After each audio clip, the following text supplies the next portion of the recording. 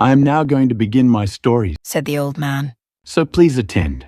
This hind that you see with me is my wife. We have no children of our own. Therefore, I adopted the son of a favorite slave and determined to make him my heir. My wife, however, took a great dislike to both mother and child, which she concealed from me till too late. When my adopted son was about 10 years old, I was obliged to go on a journey. Before I went, I entrusted to my wife's keeping both the mother and child, and begged her to take care of them during my absence, which lasted a whole year. During this time she studied magic in order to carry out her wicked scheme. When she had learnt enough, she took my son into a distant place and changed him into a calf. Then she gave him to my steward and told him to look after a calf she had bought. She also changed the slave into a cow, which she sent to my steward. When I returned, I inquired after my slave and the child. Your slave is dead, she said. And as for your son, I have not seen him for 2 months, and I do not know where he is. I was grieved to hear of my slave's death, but as my son had only disappeared, I thought I should soon find him. 8 months, however, passed, and still no tidings of him. Then the feast of Bairam came. To celebrate it, I ordered my steward to bring me a very fat cow to sacrifice. He did so. The cow that he brought was my unfortunate slave. I bound her, but just as I was about to kill her, she began to low most piteously, and I saw that her eyes were streaming with tears. It seemed to me most extraordinary, and, feeling a movement of pity, I ordered the steward to lead her away and bring another. My wife, who was present, scoffed at my compassion, which made her malice of no avail. What are you doing? She cried. Kill this cow. It is the best we have to sacrifice. To please her, I tried again, but again the animal's lows and tears disarmed me. Take her away, I said to the steward, and kill her. I cannot. The steward killed her, but on skinning her, found that she was nothing but bones, although she appeared so fat. I was vexed. Keep her for yourself, I said to the steward, and if you have a fat calf, bring that in her stead. In a short time, he brought a very fat calf, which, although I did not know it, was my son. It tried hard to break its cord and come to me. It threw itself at my feet, with its head on the ground, as if it wished to excite my pity, and to beg me not to take away its life. I was even more surprised and touched at this action than I had been at the tears of the cow. Go, I said to the steward, take back this calf, take great care of it, and bring me another in its place instantly. As soon as my wife heard me speak this, she at once cried out, What are you doing, husband? Do not sacrifice any calf but this. Wife, I answered, I will not sacrifice this calf. And in spite of all her remonstrances, I remained firm. I had another calf killed. This one was led away. The next day, the steward asked to speak to me in private. I have come, he said, to tell you some news, which I think you will like to hear.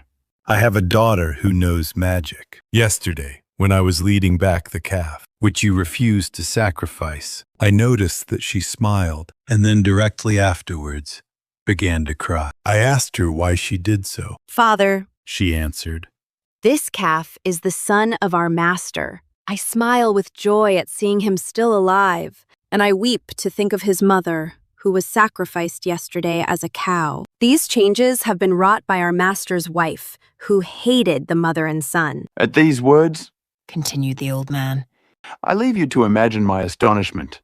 I went immediately with the steward to speak with his daughter myself. First of all, I went to the stable to see my son, and he replied in his dumb way to all my caresses. When the steward's daughter came, I asked her if she could change my son back to his proper shape. Yes, I can, she replied, on 2 conditions. One is that you will give him to me for a husband, and the other is that you will let me punish the woman who changed him into a calf. To the first condition, I answered, I agree with all my heart, and I will give you an ample dowry. To the second I also agree. I only beg you to spare her life. That I will do, she replied. I will treat her as she treated your son. Then she took a vessel of water and pronounced over it some words I did not understand. Then, on throwing the water over him, he became immediately a young man once more. My son, my dear son, I exclaimed, kissing him in a transport of joy. This kind maiden has rescued you from a terrible enchantment, and I am sure that out of gratitude you will marry her. He consented joyfully, but before they were married, the young girl changed my wife into a hind, and it is she whom you see before you. I wished her to have this form rather than a stranger one, so that we could see her in the family without repugnance. Since then, my son has become a widower and has gone traveling. I am now going in search of him, and not wishing to confide my wife to the care of other people, I am taking her with me. Is this not a most marvelous tale? It is indeed. Said the monster. And because of it, I grant to you the third part of the punishment of this merchant. When the first old man had finished his story, the second, who was leading the two black dogs, said to the monster, I am going to tell you what happened to me, and I am sure that you will find my story even more astonishing than the one to which you have just been listening. But when I have related it, will you grant me also the third part of the merchant's punishment? Yes, replied the monster. Provided that your story surpasses that of the hind. With this agreement, the second old man began in this way.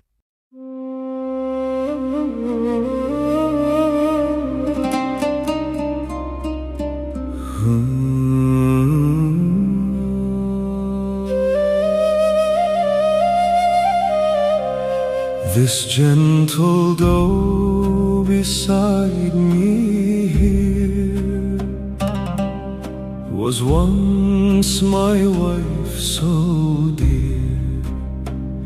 We had no child to bear our name, so my beloved slave's young son became my heir.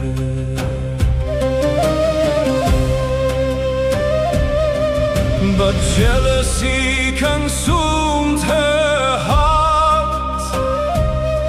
She tore my little world apart.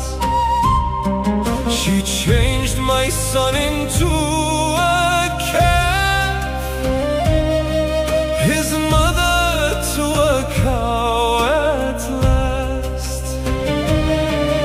I came back home and asked for them, but only lies were given then.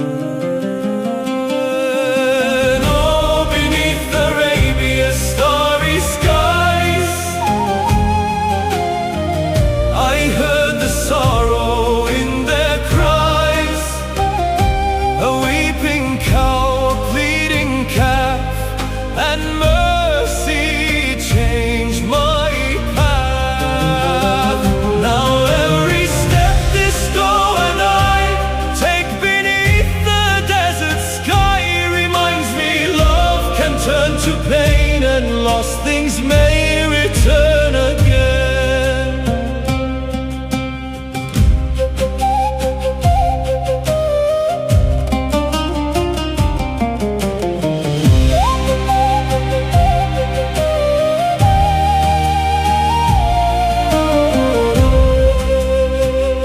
The cow shed tears before my knife.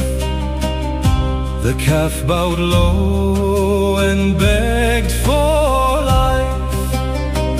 I spared the calf and let it live, still blind to what dark magic did. A servant's daughter knew the spell. She broke the curse and broke it well. My son returned a man once more, as joy came knocking at my door.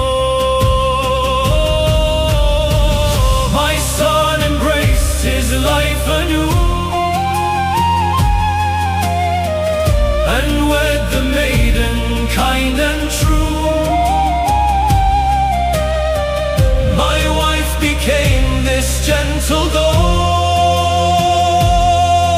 forever by my side she'll go.